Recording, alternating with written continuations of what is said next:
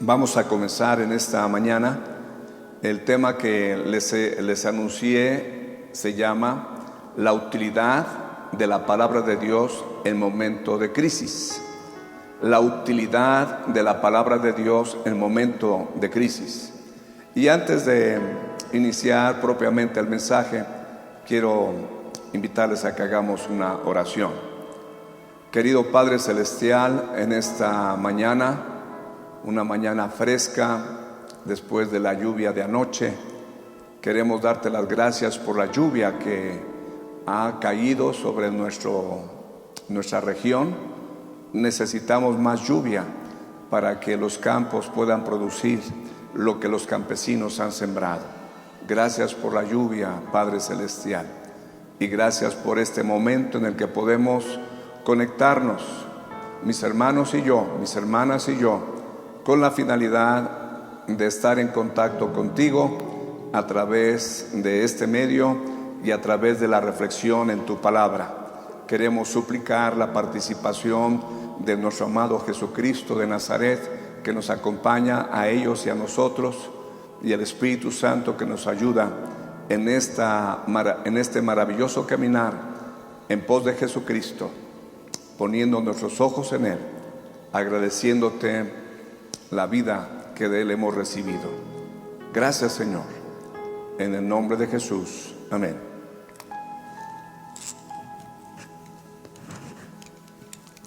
La utilidad de la palabra de Dios en momentos de crisis. La utilidad de la palabra de Dios en momentos de crisis. La palabra utilidad la saqué de la Biblia misma. Hay un pasaje que dice: toda la escritura es inspirada por Dios y útil para enseñar, para corregir, para redarguir, para instruir en justicia, a fin de que el hombre de Dios sea perfecto, enteramente preparado para toda buena obra. Entonces, el pasaje que les cité comienza diciendo: las Sagradas Escrituras son útiles, o sea, son de provecho, son de beneficio para todo aquel que quiere leerlas, para todo aquel que quiere creerlas, para todo aquel que quiere obedecerlas. Porque es posible que se lea pero no se obedece, es posible que se lea pero no se cree. Entonces la Biblia no tiene la utilidad. El leerla no me da toda la utilidad, el creerla no me da toda la utilidad, el ponerla en práctica es cuando yo puedo apreciar el beneficio, el provecho, la utilidad. El Señor Jesucristo, según la narración de los evangelios, tuvo que enfrentar una tentación. Después de estar ayunando 40 días y 40 noches, en donde no comió nada, sino que solamente bebió agua, se presentó el tentador. Y la manera en que el Señor Jesucristo resistió esa tentación que está registrada en los evangelios fue acudiendo a la palabra de Dios, manteniéndose firme en la palabra de Dios, y eso fue lo que le dio al Señor la victoria. Les he estado animando a través de las transmisiones de poder creer en el mensaje que hay aquí en esta palabra. Este es un ejemplar de la Biblia, y les dije en la semana pasada que la Biblia es digna de confianza. No es fácil su lectura, hay muchas cosas que no entendemos, pero su utilidad y provecho y su autoridad no depende de que tú o yo entendamos lo que dice. Hay que creer en su mensaje, y lo que no, hacerlo a un lado. Abraham Lincoln, el presidente norteamericano del siglo XIX, este presidente tenía un principio que al leer su biografía lo encontré y me pareció muy útil, y entonces te lo comparto por si acaso a ti también pudiera ser de provecho este pensamiento de ese gran hombre llamado Abraham Lincoln.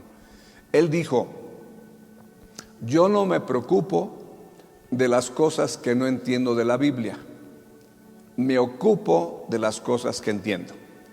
Y me pareció un buen razonamiento que he conservado conmigo. Y entonces hago lo mismo. Hay cosas que no entiendo, las hago a un lado, pero las que sí entiendo, soy responsable de ellas. Y yo recuerdo, hablando acerca de la utilidad, del provecho, del beneficio, cuando menciono alguna experiencia personal, es para ilustrar que lo que estoy diciendo no es teoría en mi vida, sino es práctica. En una ocasión, hace algunos años, siendo director de un instituto bilingüe cristiano, se llamaba David Livingstone, al inicio del ciclo escolar, por el sistema que usaba nuestra escuela, no podía tener una amplia población estudiantil, era reducida.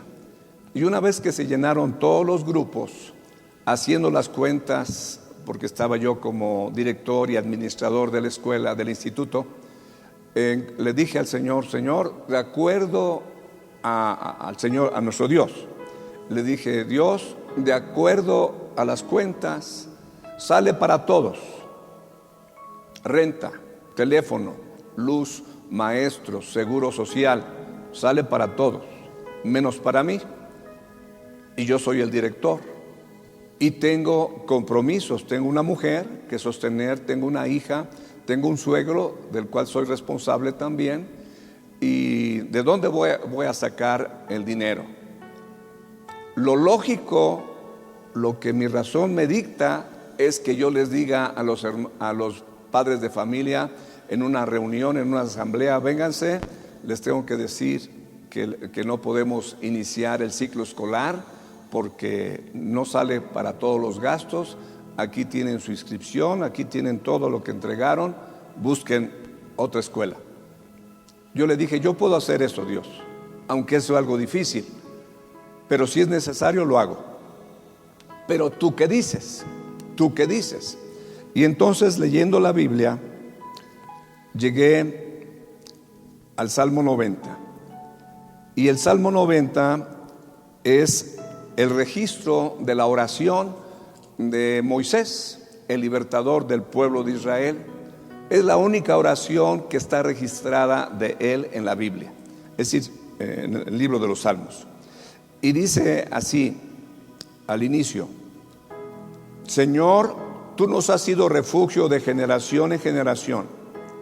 Antes que naciesen los montes y formases la tierra y el mundo, desde el siglo y hasta el siglo, tú eres Dios. Al leer esa porción, mi ser se llenó de fe. Creí que Dios es un refugio, y que es un refugio eterno, de generación en generación. Moisés lo experimentó como un refugio, y muchas generaciones sucesivas de creyentes, hasta mi propia historia. En este siglo, bueno, era el siglo XX, ya estamos en el XXI, era el siglo XX. Y entonces decidí creer y decirle: Señor, está bien, no cierro la escuela, confío en que tú proveerás. Y déjame decirte que no cambiaron las circunstancias. La escuela siguió dando únicamente para lo que te acabo de mencionar. Para mí no había nada, pero había fe. La utilidad de la palabra de Dios en momentos de crisis. Y yo tenía 2 carros en aquel tiempo. Le compré a mi mujer un carro y yo tenía mi propio carro. Y entonces mi mente pensaba yo: si acaso las cosas se me ponen difíciles, vendo un carro. Pues déjame decirte que no tuve que vender ningún carro. Dios proveyó de manera milagrosas, de manera en que yo no tuve que vender nada. El Señor proveyó para mi sustento. Y déjame decirte que muchos papás, más bien varios papás de los que tenían sus hijos con nosotros, nos quedaron a deber. Había un matrimonio que tenía 3 hijos, no nos pagó ni un solo centavo durante todo un año. Aún así, salimos con todo. Así que déjame hablarte acerca de la utilidad de la palabra de Dios en momentos de crisis. ¿Crees tú que el mundo está en un momento de crisis? Bueno, yo creo que si tú le echas una mirada a Estados Unidos, una mirada a Francia, a España, a Italia, a Inglaterra y a Brasil y también a México, ves que estamos en momentos de crisis. Hay gente que se ha suicidado, doctoras que se han suicidado, personas que se han suicidado, gente desempleada, gente haciendo una larga cola con sus carros para recibir en Estados Unidos alimento. Aquí también en México, en Tlaxcala, se ha ofrecido alimento. Así que es un momento de crisis, crisis mundial, crisis nacional, crisis familiar, crisis personal. Así que recibe este mensaje que yo entiendo que Dios colocó en mi corazón para que tú y yo podamos tener un fundamento real, vivo, efectivo para enfrentar esta crisis por causa de el COVID-19. Déjame decirte, en primer lugar, que la palabra de Dios está por encima de la razón. Es importante que tú y yo entendamos eso, porque tú y yo, la manera en que enfrentamos la vida es con nuestra razón. Nuestros sentidos perciben información y comenzamos a procesar con la razón lo que sucede a nuestro alrededor. Cuando llegamos aquí a este libro, debemos de entender que la Biblia está por encima de tu razón. Blas Pascal, que fue un filósofo del siglo XVI, si mal no recuerdo, él dijo lo siguiente: la primera cosa que debe entender la razón es que hay cosas que la sobrepasan. Esa es la primera cosa que debe de entender la razón. Y recuerdo que una hermana de nuestra iglesia llegó a mi oficina y me dijo: pastor, fíjese que tengo problemas al leer la Biblia, me distraigo, no me concentro, y me estuvo platicando ahí lo que era su experiencia. Y entonces lo que yo le dije a ella: mire, usted es una persona estudiada, tiene maestría, y usted le ha dado a la razón en su vida una preponderancia. Todo usted lo sujeta a su razón. Así fue entrenada y así usted actúa. De tal manera que cuando llega la Biblia, usted sobrepone su razón a la información que nos da la Biblia. Yo le sugiero que usted renuncie a esa práctica y le quite a la razón el lugar de predominio que le ha dado usted a su razón en su vida. Si usted está de acuerdo, renuncie a ese predominio de la razón sobre todas las cosas y exalte la palabra de Dios por encima de su razón, y va a ver cómo las cosas van a ser diferentes. Y me dijo: sí, pastor, está bien, oremos. Entonces estuve guiándola en una oración. De repente me dice: permítame, tengo que ir a devolver. Se fue al baño a devolver. ¿Qué estaba pasando adentro? Pues quién sabe, ¿no? Pero algo estaba pasando internamente. Al seguir orando, comenzó a salir sangre de su nariz. Algo pasaba. Espiritualmente algo estaba pasando en su mente, en su corazón, y se reflejaba en su cuerpo a través del deseo de ir a volver al baño y de ese pequeño hilo de sangre que salía de su nariz. La Biblia está por encima de la razón. Mira lo que dice la palabra de Dios en el Evangelio según Juan, en el capítulo 2. Evangelio según Juan, capítulo 2, es el primer milagro del Señor Jesucristo registrado en el Evangelio según Juan, capítulo 2. Posiblemente tú conoces la historia. Es el milagro del Señor Jesucristo cuando convirtió el agua en vino. Y mira lo que dice el Señor. Nada más voy a leer lo más importante, no toda la historia. Lo que dice el Señor Jesucristo. Y estaban allí 6 tinajas de piedra para agua, conforme al rito de la purificación de los judíos, en cada una de las cuales cabían 2 o 3 cántaros. Jesús les dijo: llenad estas tinajas de agua, y las llenaron hasta arriba. Entonces les dijo: sacad ahora y llevadlo al maestresala. Maestresala era la persona, el nombre que se hacía alusión al encargado de todo el evento. Y entonces le llevan al maestresala que dirigía el evento de la boda, y le llevaron el agua convertida en vino.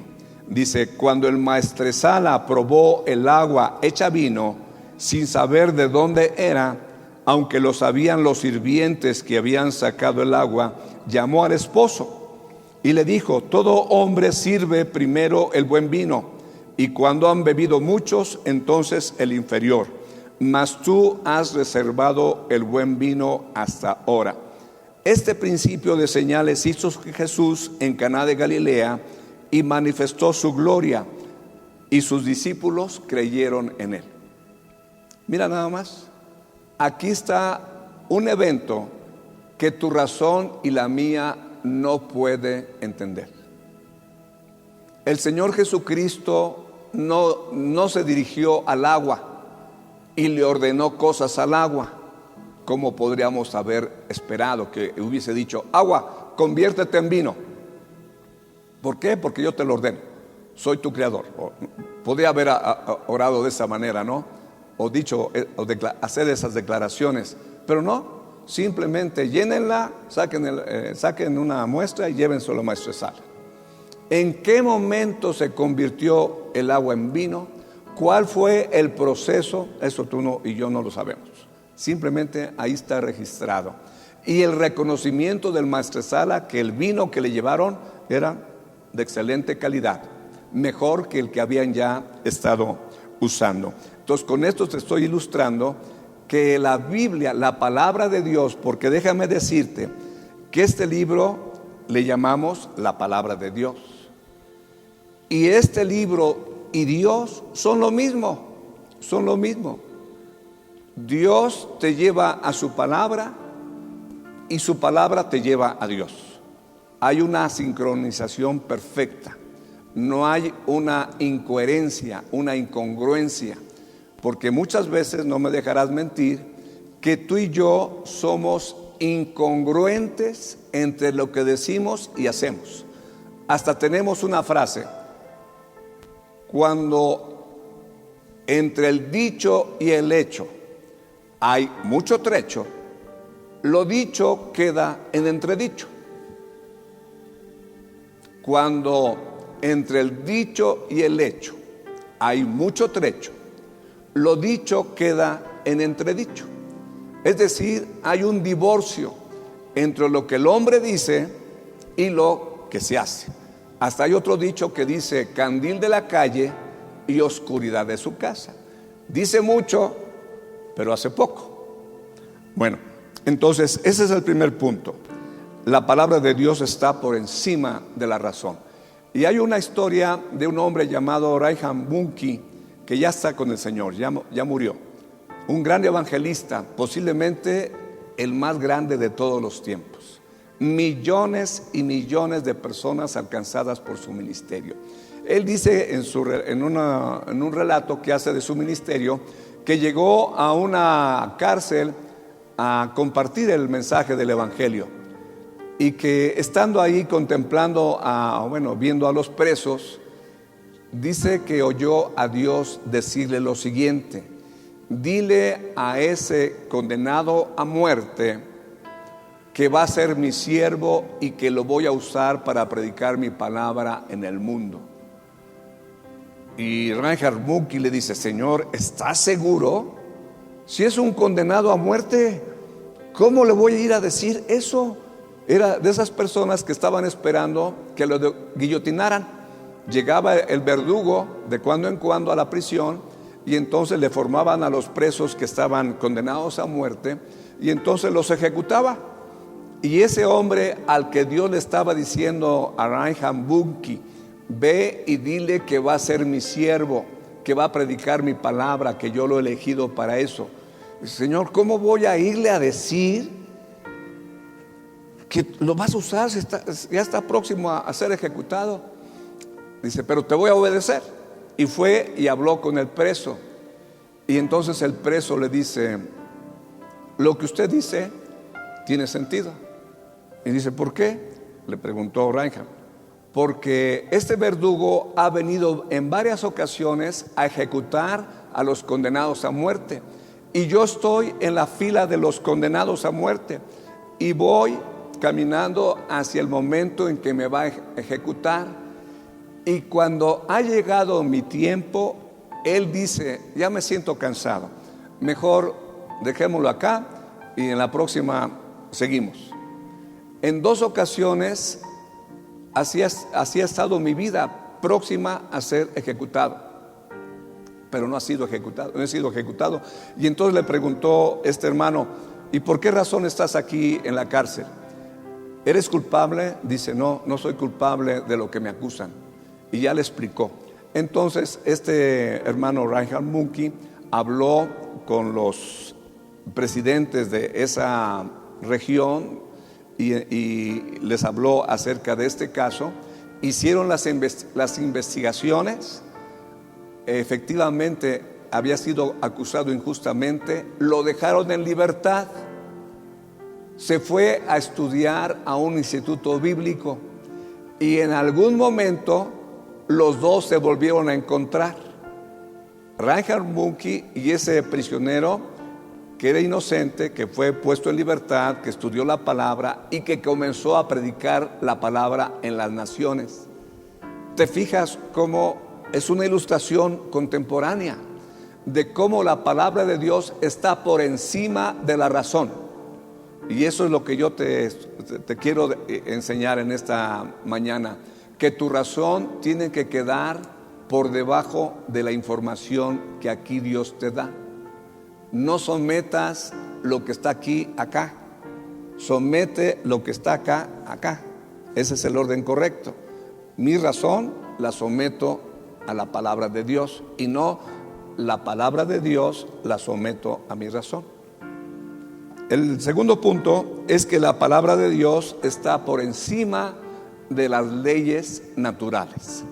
La palabra de Dios está por encima de las leyes naturales. Hay leyes naturales que rigen nuestro planeta. Y mira, esto está en Segundo de Reyes, capítulo 20. Segundo de Reyes, capítulo 20.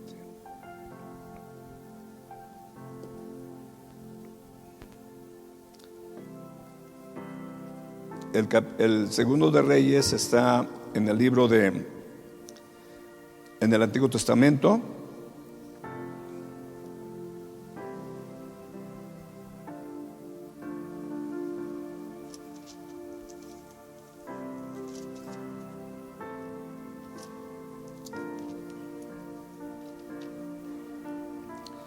Dice así el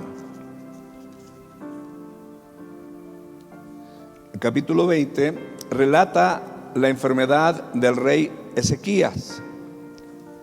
Y dice: en aquellos días, capítulo 20, versículo 1, en aquellos días Ezequías cayó enfermo de muerte, y vino a él el profeta Isaías, hijo de Amós, y le dijo: Jehová dice así: ordena tu casa, porque morirás y no vivirás.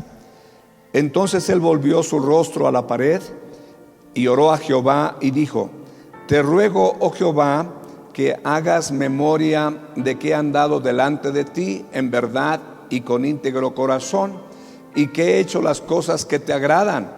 Y lloró Ezequías con gran llora. Y antes que Isaías saliese hasta la mitad del patio, vino palabra de Jehová a Isaías diciendo: vuelve y di a Ezequías, príncipe de mi pueblo, así dice Jehová, el Dios de David tu padre: yo he oído tu oración y he visto tus lágrimas, he aquí yo te sano, al tercer día subirás a la casa de Jehová. Entonces aquí Isaías acaba de recibir una palabra de Dios que arregla tu casa porque morirás, y después viene y le dicen: bueno, Dios agrega días más a tu vida, en 3 días subirás al templo a adorar. Y entonces le dice Ezequías, más adelante, versículo 8, ¿qué señal, le dice Ezequías, había dicho a Isaías, qué señal tendré de que Jehová me sanará y que subiré a la casa de Jehová al tercer día? Respondió Isaías: esta señal tendrás de Jehová, de que hará Jehová esto que ha dicho: ¿avanzará la sombra 10 grados o retrocederá 10 grados? Y Ezequías respondió: fácil cosa es que la sombra decline 10 grados, pero no que la sombra vuelva atrás 10 grados. Versículo 11 del capítulo 20 de Segundo de Reyes. Entonces el profeta Isaías clamó a Jehová e hizo volver la sombra por los grados que había descendido en el reloj de Acaz 10 grados atrás. Acaz fue un rey que tal vez cuando fue a Damasco en el imperio sirio, tal vez consiguió un reloj, porque se dice el reloj de Acaz, y era una forma antigua de medir el tiempo a través de grados, y entonces ellos podían observar, era la forma en que ellos medían su tiempo. Conforme el sol avanzaba, el día iba declinando, iba haciendo una sombra en las gradas que habría en ese reloj, y entonces ellos iban viendo cómo avanzaba el día. De acuerdo a ese registro, se ve que la sombra se retrocedió 10 grados. ¿Eso es natural? No es natural. Lo natural es que el sol haga su rutina: sale y se pone, sale y se pone, sale y se pone. No sale y se regresa un rato y avanza de vuelta. No, eso no es normal. Pero aquí te estoy ilustrando cómo la palabra de Dios es superior a las leyes de la naturaleza. Pero eso tenemos también un ejemplo en Mateo capítulo 14. En Mateo capítulo 14 está otro ejemplo de que la palabra de Dios está por encima de las leyes naturales. Y esa es la historia.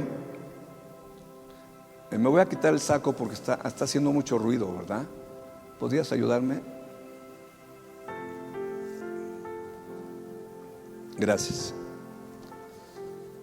Dice así en Mateo capítulo 14. Lo voy a resumir. Es el relato cuando los discípulos van remando en el mar de Galilea, y entonces el Señor se les aparece caminando sobre el mar, y los discípulos creen que es un fantasma. Pues es lógico la reacción de los discípulos. Cuando tú has visto a alguien caminando en el mar, pues nadie no es una experiencia humana, pero ellos vieron a alguien que caminaba en el mar y pensaron que era un fantasma. El Señor Jesucristo les dice: no temáis, soy yo. Y entonces Pedro, al oír que era el Maestro Jesucristo hablando, le dice: si eres tú, manda que yo vaya a ti. Y el Señor Jesucristo le dice: ven. Y entonces Pedro salta de la barca y comienza a caminar sobre el mar como si estuviese caminando en cemento.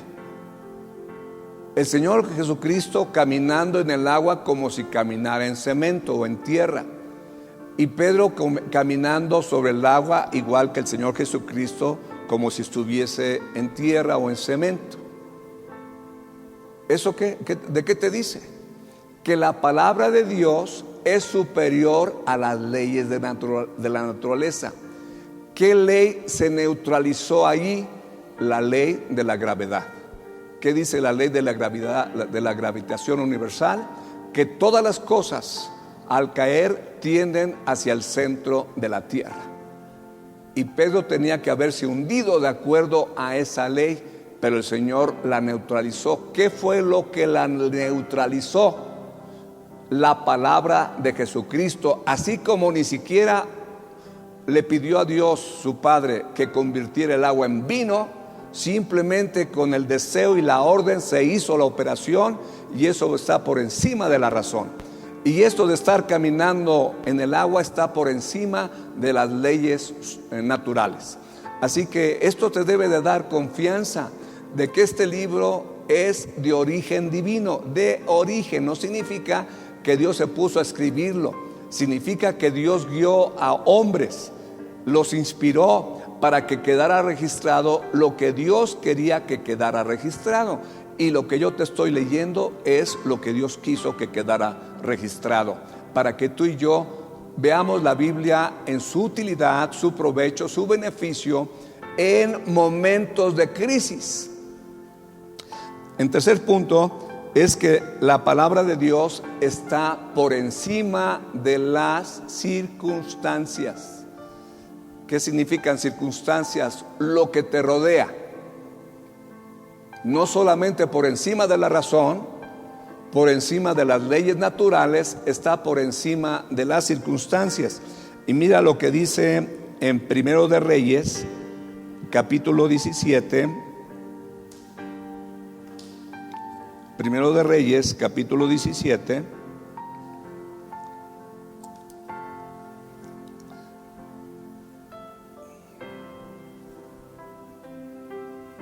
Dice así la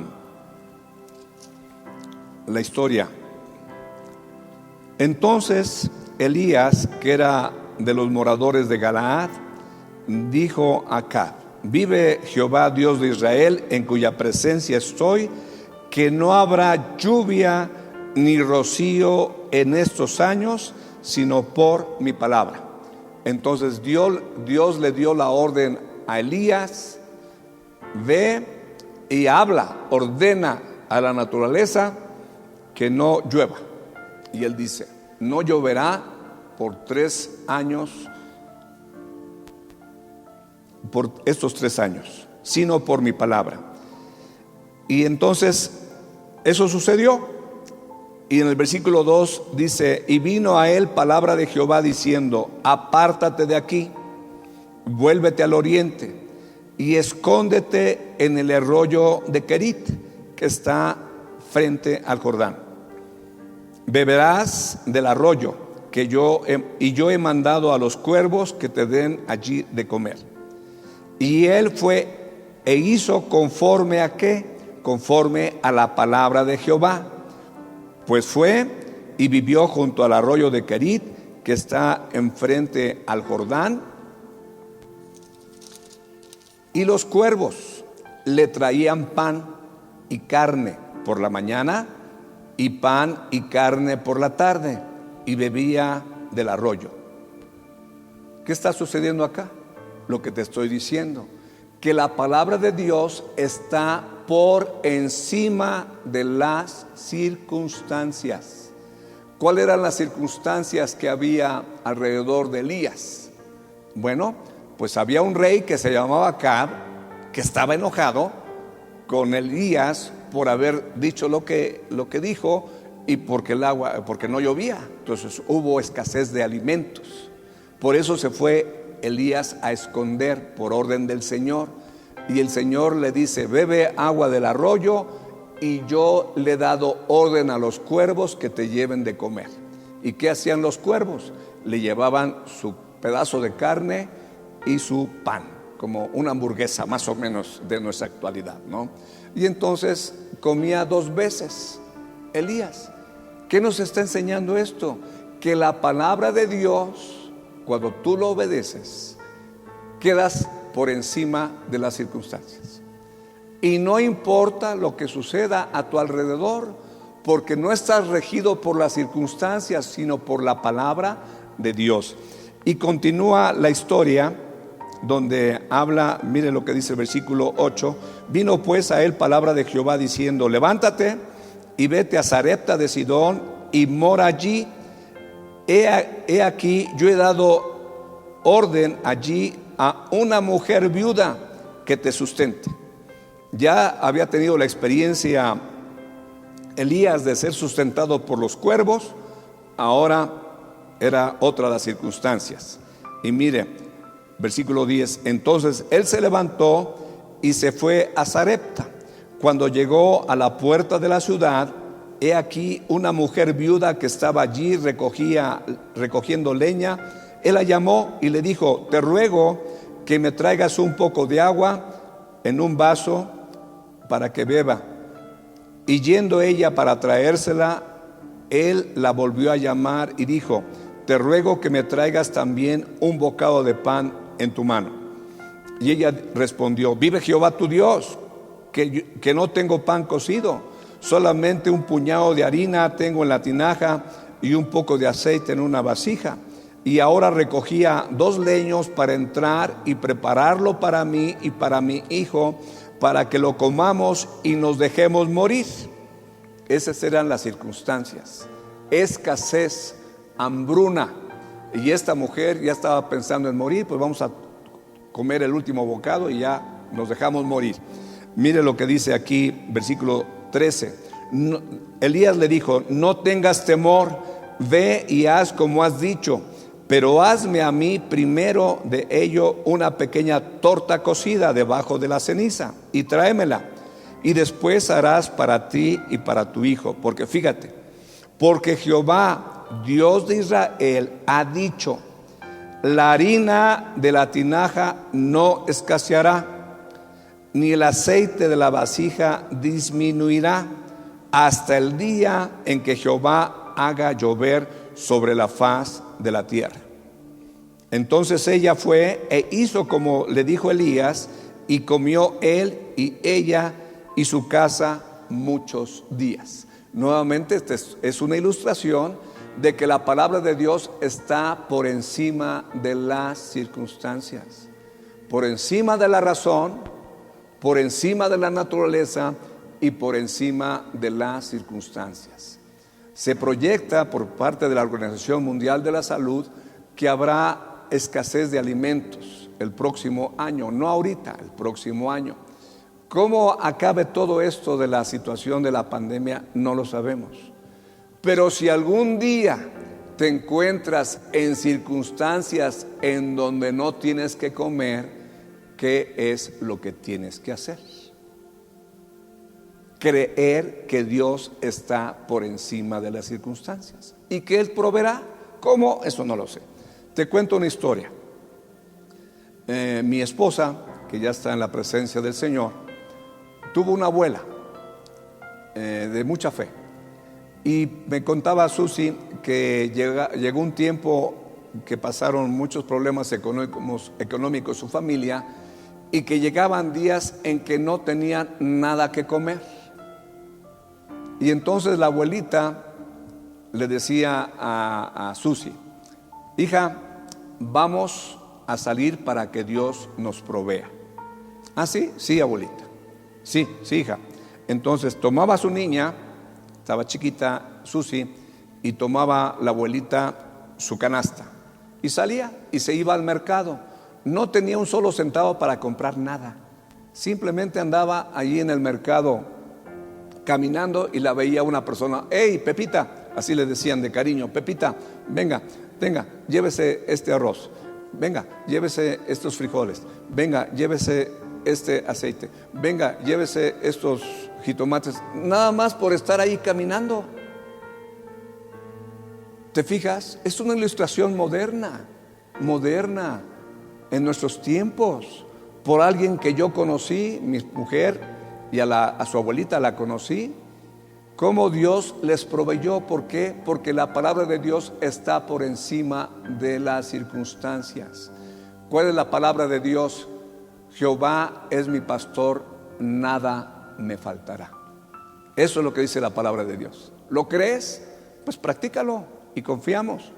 El cuarto punto es que la palabra de Dios está, la palabra de Dios está por encima de los sentidos, por encima de la razón, por encima de la naturaleza, por encima de las circunstancias y por encima de los sentidos.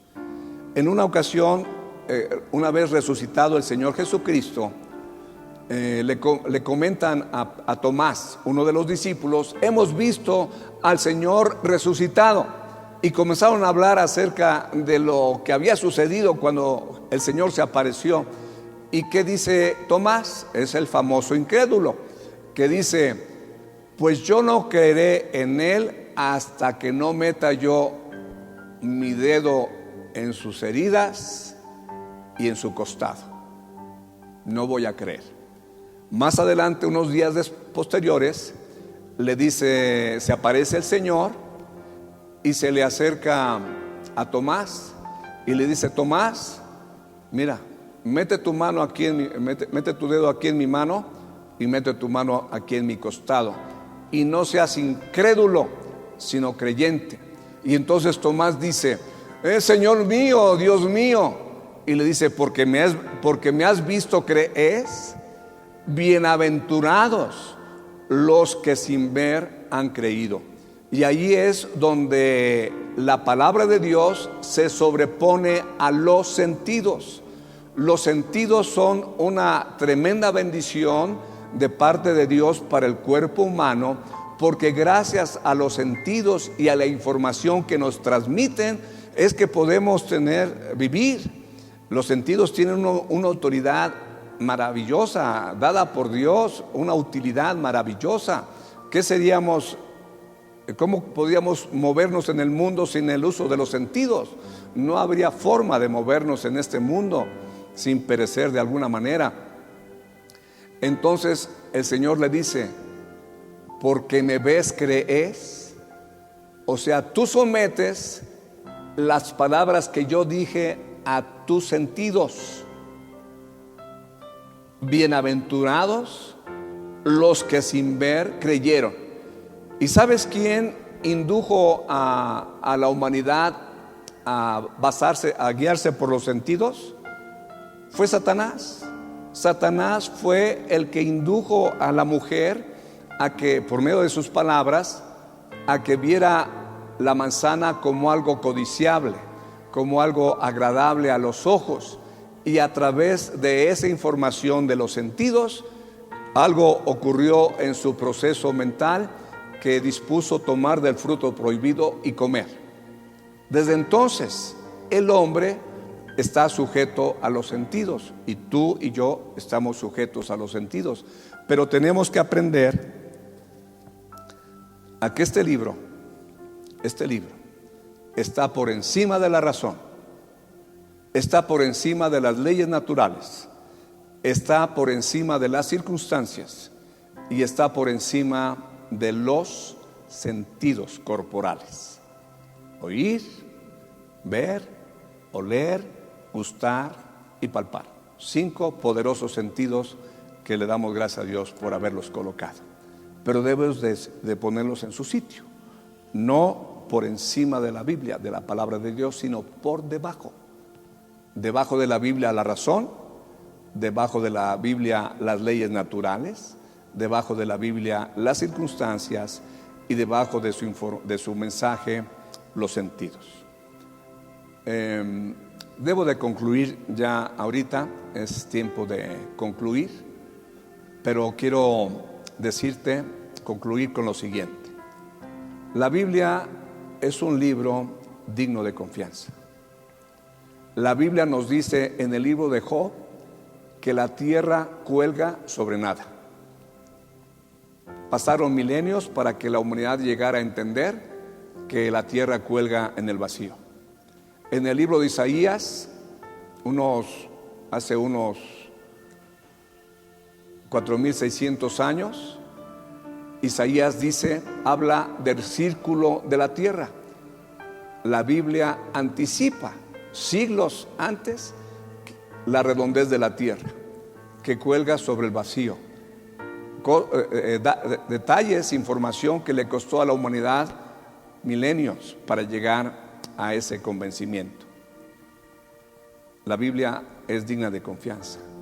El elemento profético es otro argumento poderoso, cómo las profecías se están cumpliendo. Así que quiero terminar para ti que estás escuchando. Es posible que nunca has permitido que Dios a través de este mensaje guíe tu vida. Has hecho lo que has querido y tal vez tengas posiciones contrarias a las que yo te he compartido tocante a la Biblia y lo juzgas como un libro religioso. Déjame decirte que la religión y la palabra de Dios no es lo mismo. Una cosa es lo que hace la gente religiosa y otra cosa es la palabra de Dios. Así que quiero decirte que la Biblia dice: porque de tal manera amó Dios al mundo, que ha dado a su Hijo unigénito, para que todo aquel que en él cree no se pierda, mas tenga vida eterna. Porque no envió Dios a su Hijo al mundo para condenar al mundo, sino para que el mundo sea salvo por él. Si tú no tienes la seguridad, la certeza de que Dios ha perdonado tus pecados y no tienes esperanza en cuanto al futuro, que cuando piensas en el futuro estás inseguro, no tienes esperanza, no tienes certeza en cuanto a lo que puedes enfrentar en los días venideros y hay inseguridad, yo te animo a que te acerques a Dios. Tal vez sea el primer acercamiento, pero es importante que sea hecho y que creas en su mensaje. Si lo que yo te he dicho ha traído en ti confianza en que este mensaje que está aquí es verdadero, yo te animo a que confieses con tu boca que Jesús es el Hijo de Dios, que confieses que Jesucristo derramó su sangre en el Calvario y que esa sangre es poderosa para perdonarte y para darte vida eterna. Si estás de acuerdo en dejar una vida sin Dios y comenzar a vivir de acuerdo a la palabra de Dios en tu vida, yo te animo que hagas esta oración. Inclina tu rostro y dile al Señor: querido Dios, te doy gracias por escuchar este mensaje. Comienzo a creer que la Biblia es tu mensaje para el hombre. Reconozco que soy un hombre pecador, que he hecho lo malo. Creo que Jesucristo es tu Hijo, que murió en la cruz, que resucitó de los muertos y que vive para siempre. Creo que tú me escuchas. Creo que Jesucristo me escucha, porque Él vive para siempre y es Dios verdadero. Señor Jesucristo, perdóname, he pecado. Me arrepiento de mi maldad. Soy malo. Hay cosas malas en mí. Me arrepiento. Y te pido ayuda para que mi caminar a partir de hoy sea diferente. Te abro mi corazón. Ven a mí, Señor. Entra en mi corazón. Entra en mi corazón. Y que este poderoso mensaje que he escuchado sea una realidad en mi vida. Hago a un lado mi razón, hago a un lado las leyes naturales y la experiencia y los sentidos y creo en tu palabra. Ven a mi corazón, entra, perdona mi pecado, limpia mi maldad, dame vida eterna. Gracias, Jesús. Gracias por escuchar mi oración y guíame en el resto de mi vida. Amén.